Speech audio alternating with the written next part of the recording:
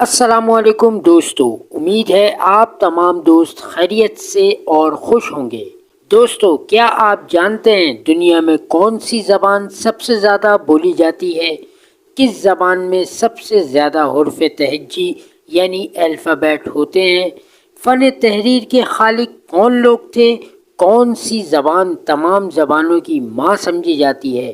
اور ان جیسے اور بھی سوالوں کے جوابات آپ کو اس ویڈیو میں ملنے والے ہیں۔ دنیا کی قدیم اور جدید زبانوں کے بارے میں عجیب و غریب دلچسپ معلومات ہم اس ویڈیو میں آپ کے ساتھ شیئر کر رہے ہیں، تو ویڈیو کو بالکل بھی اسکپ مت کرنا، ویڈیو کو لائک ضرور کرنا اور اپنے خیالات ہمیں کمنٹس میں بھی ضرور بتانا۔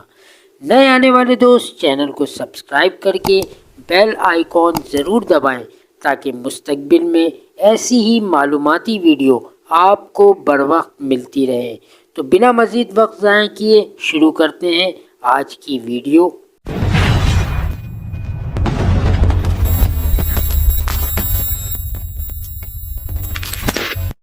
طوفان نوح کے بعد ایک روایت کے مطابق حضرت نوح کی قوم کی زبانیں بدل دی گئی تھیں۔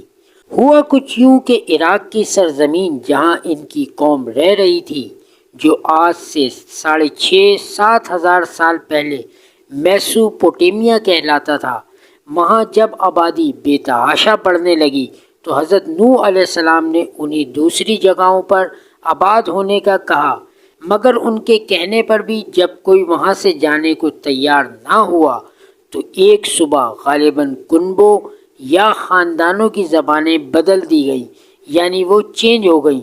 وہ ایک دوسرے کی زبان نہیں سمجھ پا رہے تھے۔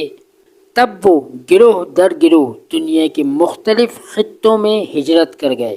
پہلی بار زمین پر انسانی آبادی پھیلنے کا سبب یہی وجہ بنی۔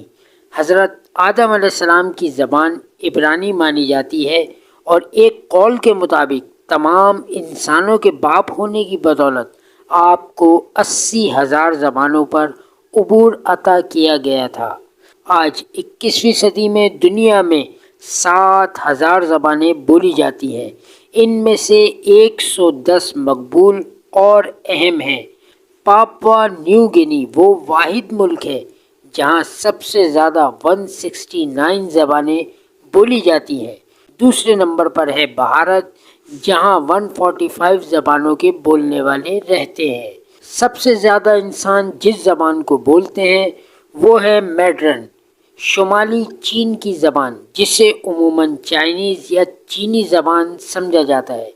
میڈرن یعنی چائنیز زبان 1 ارب انسان بولتے ہیں۔ دوسرے نمبر پر ہے اسپینش، 475 لاکھ۔ انگریزی زبان تیسرے نمبر پر آتی ہے، جس کے بولنے والے 373 لاکھ لوگ ہیں۔ چوتھے نمبر پر ہے عربی، 367 لاکھ، اور پھر ہندی اور اردو 344 لاکھ انسان بولتے ہیں۔ قدیم مصر کے لوگوں نے بھی اپنا ورثہ فن تحریر کے سپرد کیا۔ انہوں نے اشکال بنا کر اپنی بات یا پیغام کو واضح کیا۔ اہل سومیر کی زبان سومیری تھی، جو 3,500 قبل مسیح عراق میں بولی جاتی تھی۔ عبرانی قدیم ترین زبان سمجھی جاتی ہے۔ یہ زبان سریانی، فارسی، عربی اور دیگر زبانوں کی ماں سمجھی جاتی ہے۔ مغرب کی قدیم زبان لاطینی ہے، جس سے بعد میں انگلش، جرمن اور دوسری زبانیں بنیں۔ عربی زبان دنیا کی خالص ترین زبان مانی جاتی ہے۔